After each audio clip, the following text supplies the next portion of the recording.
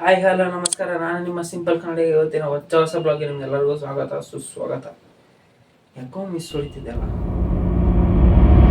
ಹೇ ಹೇ ಹೇ ಇಷ್ಟು ವಿಡಿಯೋ ಮಾಡಿದ್ಯಾ, ಇಷ್ಟು ಇಂಟ್ರೋಗಳು ಹೇಳಿದ್ಯಾ, ವಿಡಿಯೋಸ್ ಎಲ್ಲ ಮಾಡಿದ್ಯಾ, ನಿನಗೆ ಒಂದು ಇಂಟ್ರೋ ಹೇಳಕ್ ಬರ್ತಿಲ್ಲಲ್ಲ. ಹಾಯ್ ಗುರು ನಮಸ್ಕಾರ. ನಾನು ನಿಮ್ಮ ಸಿಂಪಲ್ ಕನ್ನಡ. ಇವತ್ತಿನ ಹೊಸ ಬ್ಲಾಗ್ಗೆ ನಿಮ್ಗೆಲ್ಲರಿಗೂ ಸ್ವಾಗತ ಸುಸ್ವಾಗತ. ಇದು ಇಂಟ್ರೋ ಹೇಳೋ ಸ್ಟೈಲು. ಓಕೆ, ಇವತ್ತಿನ ಟಾಪಿಕ್ ಬಂದ್ಬಿಟ್ಟು, ಇವತ್ತಿನ ವಿಡಿಯೋ ಮಾಡ್ತಿರೋ ಟಾಪಿಕ್ ಬಂದ್ಬಿಟ್ಟು, ನಾನು ಹಿಂದಿನ ವರ್ಷನೇ ಅಂದ್ಕೊಂಡಿದ್ದೆ ಸೀಸನ್ 11 ಬಿಗ್ ಬಾಸ್ ಇಂದೆಲ್ಲ ವಿಡಿಯೋ ಮಾಡಿ ನಾನು ಹಾಕೋಣ ಅಂತೇಳಿ. ಅದ್ರ ಬಗ್ಗೆನೂ ಕೂಡ ಹೂ ಸ್ಟಾಪ್ಡ್ ಯು, ನಿಮ್ಮನ್ನ ತಡೆದಿರುವವರು ಬಟ್ ಸ್ವಲ್ಪ ನನಗೆ ಟೈಮ್ ಆಗ್ತಿರ್ಲಿಲ್ಲ, ಯಾಕಂದರೆ ಕಾಲೇಜಿಗೆ ಹೋಗ್ತಿದ್ನಲ್ಲ, ಹಾಗಾಗಿ ಟೈಮ್ ಆಗ್ತಿರಲಿಲ್ಲ. ಬಟ್ ಇವಾಗ ಎಕ್ಸಾಮ್ಸ್ ಅಂತೇಳಿ ರಜೆ ಇದ್ದಾವೆ, ಹಾಲಿಡೇಸ್ ಇರೋದ್ರಿಂದ ಎಕ್ಸಾಮ್ಸ್ ಅಂತೇಳಿ ಸ್ವಲ್ಪ ಹಾಲಿಡೇಸಲ್ಲಿ ಹಂಗೆ ಮಾಡ್ಬೋದು ಅಂತೇಳಿ ಇವತ್ತಿನ ಫಸ್ಟ್ ಬಿಗ್ ಬಾಸ್ ಸೀಸನ್ 12ನ ಅಪ್ಡೇಟ್ ಕೊಡ್ತಿದ್ದೀನಿ ಗೈಸ್. ನಮ್ಮ ಕಿಚ್ಚ ಸುದೀಪ್ ಅವರು ಏನು ಹೇಳಿದ್ರು ಅಂದರೆ ಬಿಗ್ ಬಾಸ್ 11 ಎಂಡಿಂಗಲ್ಲಿ, ಬಿಗ್ ಬಾಸ್ 11 ಎಂಡ್ ಆಗೋಕ್ಕಿಂತ ಮುಂಚೆ ಒಂದು ಟ್ವೀಟ್ ಹಾಕಿದ್ರು. ಏನು ಟ್ವೀಟ್ ಅಂದರೆ, ಅದೇ ಬಿಗ್ ಬಾಸ್ ಇದೆ ನನ್ನ ಲಾಸ್ಟ್ ಸೀಸನ್, ನಾನು ಇಷ್ಟು ದಿನ ಸಪೋರ್ಟ್ ಮಾಡ್ಕೊಂಬಂದಿದ್ದೀರಾ, ಇದೇ ಥರ ಮುಂದೆ ಬಿಗ್ ಬಾಸಿಗೆ ಸಪೋರ್ಟ್ ಮಾಡಿ ಅಂತ ಹೇಳಿ ಹಾಕಿದ್ರು. ಬಟ್ ಆದರೆ ಇವಾಗ ಬರ್ತಿರೋಂಥ ಮಾಹಿತಿ ಪ್ರಕಾರ ಮತ್ತೆ ಸೀಸನ್ 12 ಕೂಡ ನಮ್ಮ ಕಿಚ್ಚ ಸುದೀಪ್ ಅವರೇ ನಡೆಸಿ ಕೊಡ್ತಾರೆ ಅನ್ನೋ ಒಂದು ಮಾಹಿತಿ ಬರ್ತಿದೆ.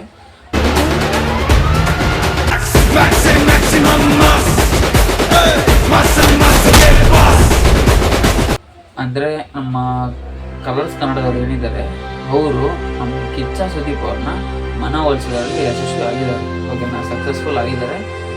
ಅದಕ್ಕೆ ಕಿಚ್ಚ ಸುದೀಪ್ ಅವರು ಕೂಡ ಓಕೆ ಅಂದಿದ್ದಾರೆ. ಬಟ್ ಓಕೆ ಅನ್ನೋದಕ್ಕಿಂತ ಮುಂಚೆ 5 ಕಂಡೀಷನ್ಸ್, 5 ಷರತ್ತುಗಳನ್ನ ಹಾಕಿ ಅವರು ಓಕೆ ಅಂದಿದ್ದಾರೆ.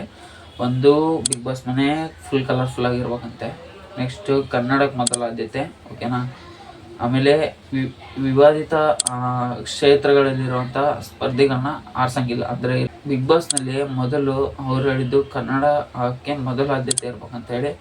ಓಕೆನಾ, ಅದು ನಿಜಾನೇ. ಯಾಕಂದರೆ ಬಿಗ್ ಬಾಸ್ ಇಷ್ಟು ವರ್ಷಗಳಲ್ಲಿ ನಡ್ಕೊಂಬಂದಿದ್ದಂಥ ಬಿಗ್ ಬಾಸ್ಗಳಲ್ಲಿ ಎಲ್ಲರೂ ಎಲ್ಲ ಥರ ಭಾಷೆಗಳನ್ನ ಮಾತಾಡ್ತಿದ್ರು. ಅವ್ರು ಬಂದ ಅಲ್ಲೂ ಕೆಲವು ಪನಿಷ್ಮೆಂಟ್ನ ಕೊಡ್ತಿದ್ರು ಮಾತಾಡಿದಾಗ, ಬಟ್ ಅದು ಅಷ್ಟು ಯೂಸ್ ಆಗ್ತಿರ್ಲಿಲ್ಲ.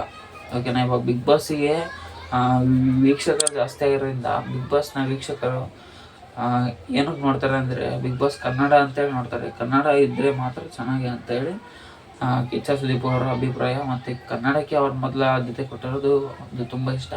ಅವ್ರ ದೊಡ್ಡ ಅಭಿಮಾನಿ ಅಂತಲೇ ಹೇಳ್ಬೋದು. ಅವರು ಮಾಡಲ್ಲ ಅಂದಾಗ ಸ್ವಲ್ಪ ನನಗೆಲ್ಲ ಫೀಲ್ ಆಯಿತು, ಬಿಡು ನೆಕ್ಸ್ಟಿಂದ ಬಿಗ್ ಬಾಸ್ ಅನ್ನೋದು ಅಂತೇಳಿ. ಬಟ್ ಆದರೆ ಇವಾಗ ಮತ್ತೆ ರೂಮರ್ಸ್, ಇನ್ನೂ ಬಿಗ್ ಬಾಸ್ ಸ್ಟಾರ್ಟ್ ಆಗಿಲ್ಲ. ಬಿಗ್ ಬಾಸ್ ಇನ್ನೊಂದು ಸ್ವಲ್ಪ ತಿಂಗಳಲ್ಲೇ ಸ್ಟಾರ್ಟ್ ಆಗ್ಬೋದು, ಇನ್ನೊಂದು 2-3 ತಿಂಗಳಲ್ಲೇ. ಆದರೆ ಇವಾಗಲೇ ರೂಮರ್ಸ್ ಇದ್ದಿರೋದ್ರಿಂದ ಒಂದು ಕ್ಲಾರಿಟಿ, ಈ ಸೀಸನ್ನು ಕೂಡ ಬಿಗ್ ಬಾಸ್ 12 ಕೂಡ ನಮ್ಮ ಕಿಚ್ಚ ಬಾಸ್ ಅವರೇ ನಡೆಸ್ಕೊಡ್ತಾರೆ. ಓಕೆನಾ. ಕಿಚ್ಚ ಬಾಸ್ ಅಭಿಮಾನಿಗಳು ಯಾರು ಬೇಜಾರಾಗಿಬಿಡ್ರಿ, ನೋಡಿದಂಗೆ ಇರ್ಬೇಡ್ರಿ.